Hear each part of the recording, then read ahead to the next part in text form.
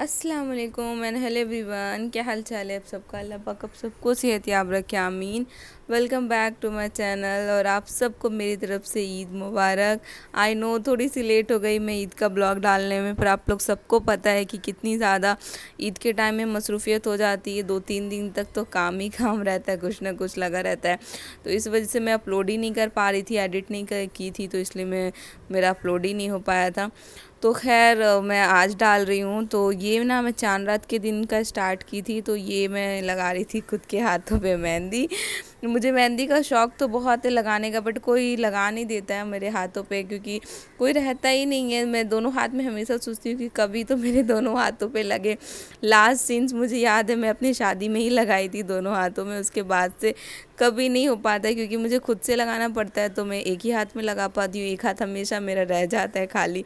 इस बार मैं सोची थी ईद में कि मैं किसी को बुला लेती हूँ लगाने के लिए, और बुलाई भी थी एक लड़की को, बट वो भी नहीं थी अनफॉर्चुनेटली, वो भी गांव चली गई थी।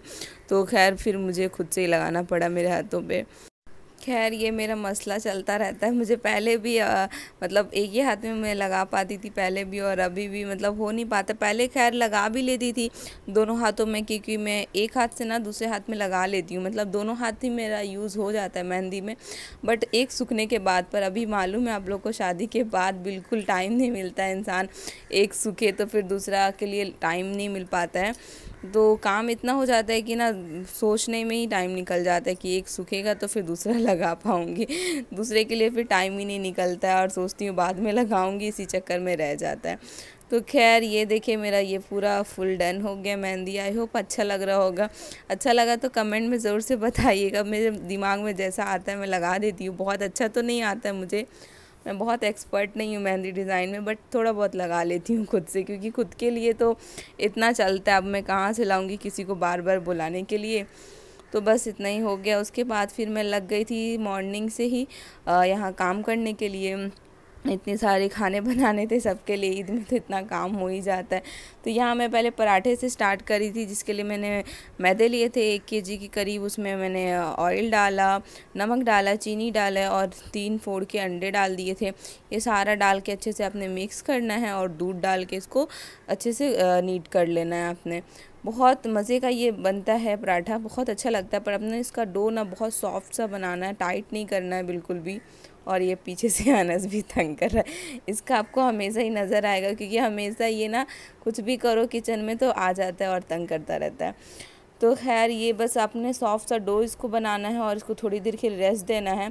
और इसको आप चाहे तो सिंपल सा बेल के बना ले, या फिर लच्छा पराठा की तरह बना ले। मैं इसका क्लिप नहीं ले पाई, क्योंकि बहुत मतलब इतने लोग आ गए थे ना, मैं वीडियो ही नहीं कर पाई उस टाइम जब मैं पराठे बना रही थी। बस बनाते गई और सबको देती गई, तो टाइम ही नहीं मिला मुझे इसका क्लिप बना लेने के लिए।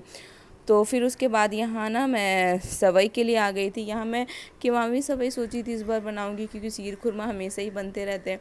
तो इस बार मैं किवामी सवई बनाई थी, जिसके लिए मैंने यहाँ पे घी ली थी। उसमें सारा आपने नट्स को ना फ्राई कर लेना है। यहाँ पे जो भी आपको ड्राई फ्रूट्स पसंद है वो सारा डाल के मैं यहाँ पे फ्राई कर ली थी। और यहाँ पे दूध भी बॉईल हो रहे थे। ये ऐसे तो बनते हैं पानी में, आप चाहे तो सिंपल वाटर में भी बना सकते हैं, बट दूध डालने से ना थोड़ा और अच्छा फ्लेवर आता है, और मुझे दूध का ही ज़्यादा पसंद पड़ता है।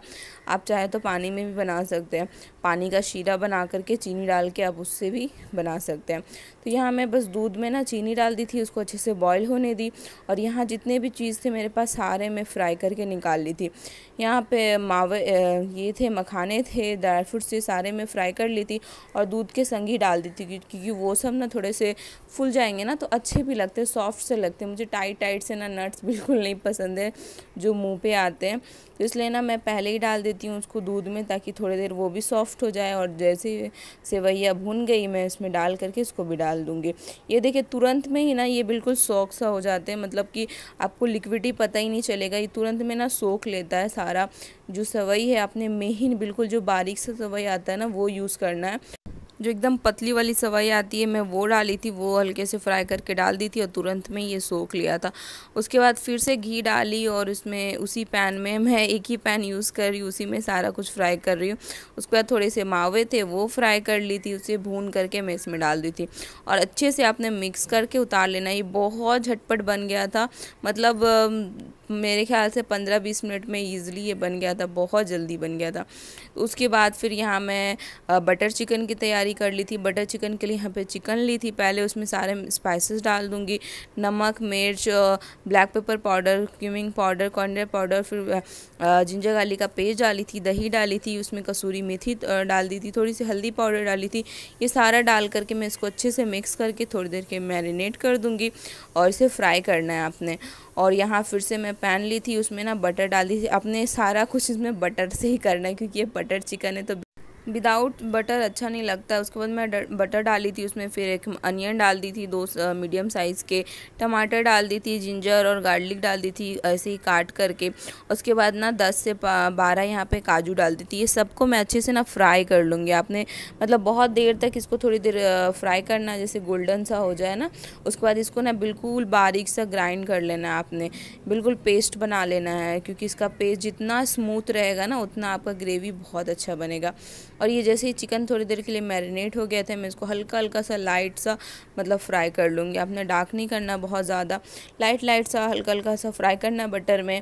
और इसको मैं जैसे जैसे फ्राई हो जाएंगे निकाल दूँगी। बहुत ईजी बन जाता है ये बटर चिकन। मैं सोची थी इस बार मैं बटर ही चिकन बनाऊँगी, क्योंकि पराठे थे तो मैं सोची थी पराठे के साथ बटर चिकन ज़्यादा अच्छा लगेगा, तो मैं वही बना लेती हूँ।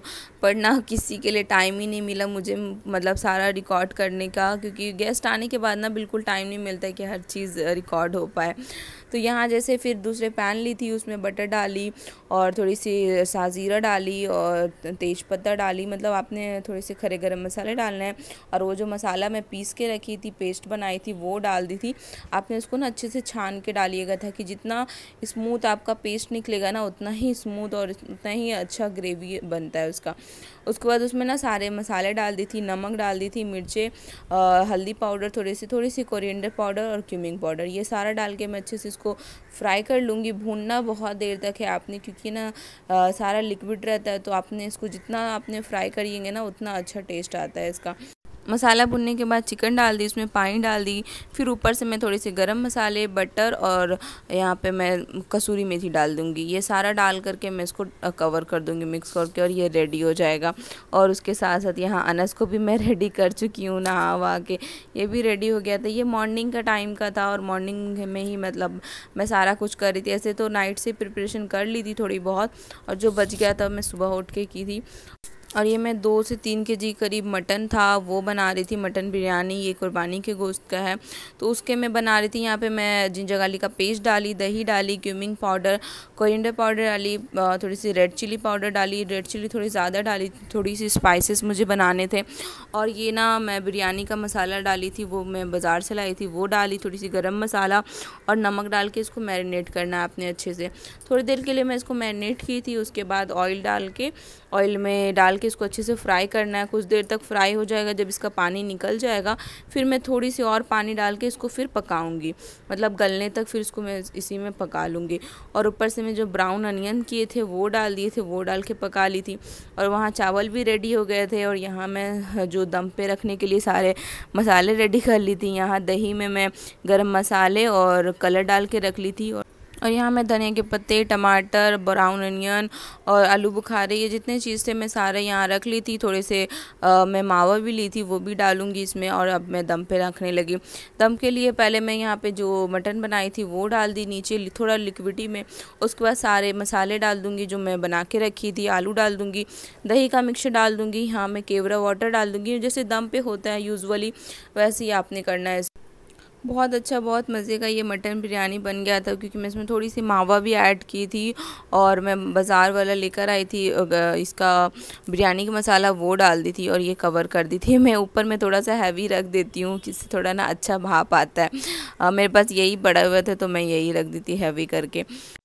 और यहाँ बिरयानी भी रेडी है। दम आपने बहुत अच्छे से देना, मैं हमेशा ही बोलती हूँ बिरयानी में कि आपने दम बहुत अच्छे से देना है।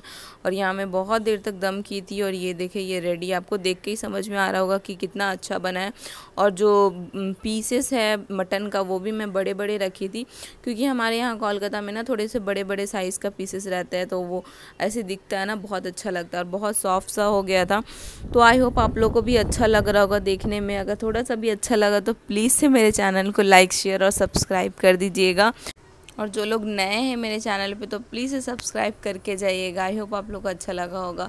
उसके बाद यहाँ मैं खाना खाने लग गई थी और ये नान बना था, मतलब नान आया था बाहर से ही, मेरी अप्पी बनाई थी, वो भेज दी थी। तो मैं उसके साथ यहाँ चिकन खाने लगी थी और आपको बिरयानी का भी दिखाती हूँ कितना मज़े का सॉफ्ट सा बना था। तो बस उम्मीद करती हूँ आप लोगों को मेरा ये ब्लॉग अच्छा लगा होगा, और अच्छा लगा तो प्लीज़ मेरे चैनल को लाइक शेयर सब्सक्राइब कर दीजिएगा। अपना ख्याल रखिएगा, दुआ में याद रखिएगा। अल्लाह हाफिज़।